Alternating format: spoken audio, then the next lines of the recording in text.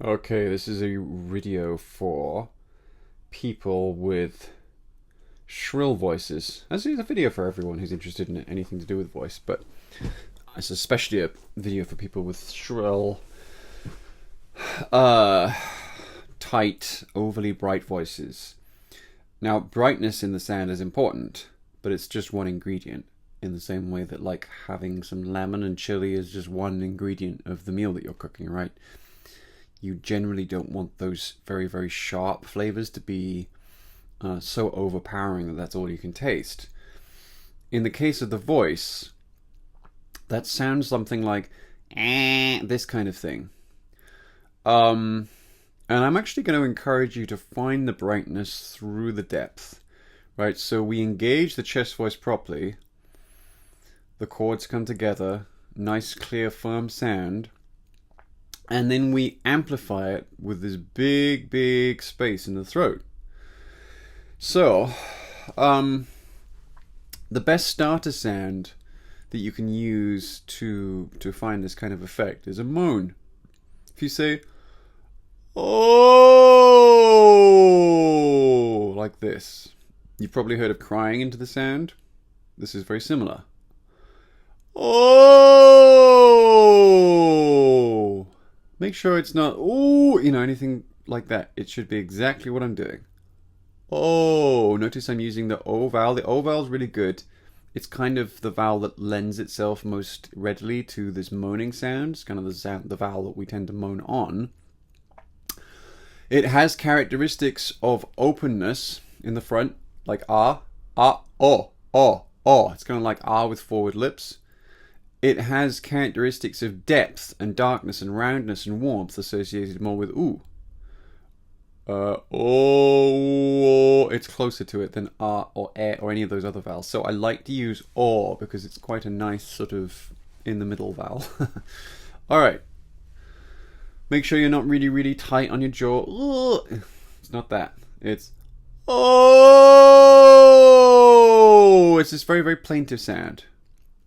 And you should feel a sense of, like a visceral sense of body connection. When you make a very shallow sound, it tends to feel like it's coming straight from the throat. When you start to bring in the depth like this kind of sobbing or theatrical quality, you feel it sort of engage your body much more profoundly like this. Okay? So, oh, merely by doing this a little bit every day, you should find that your voice gets deeper and clearer. Don't do it to excess, of course. Don't take it too high, especially not too quickly. Rest between practice sessions. All the usual stuff applies.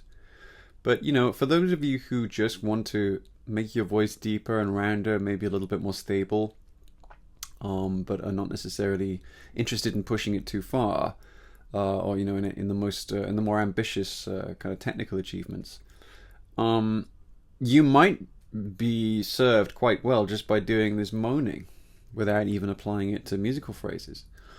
Oh no!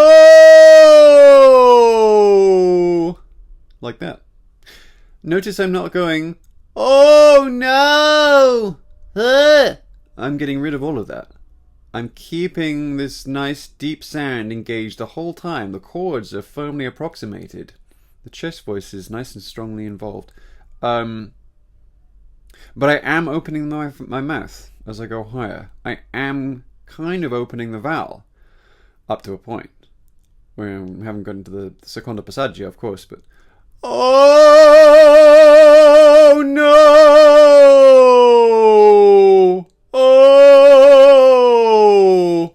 Now, once you've mastered that, it's also quite useful to kind of export that color, that darkness, into the e vowel or the a vowel. Those vowels tend to get quite shallow and bleathy. They tend to lose all of the warmth and all of the bass.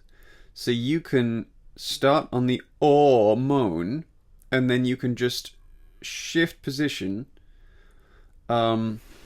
move the articulators only as much as they need to be moved to get the new vowel, but keep the same quality in play. Alright, so oi,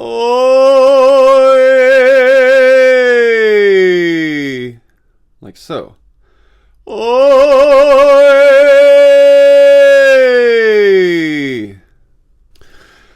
And yeah, that's about it really. Bit of falsetto's pretty good as well for this. You can say woo!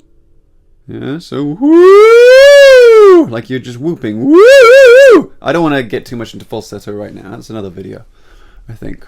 But yeah. Depth, darkness, roundness in your voice. See you next time.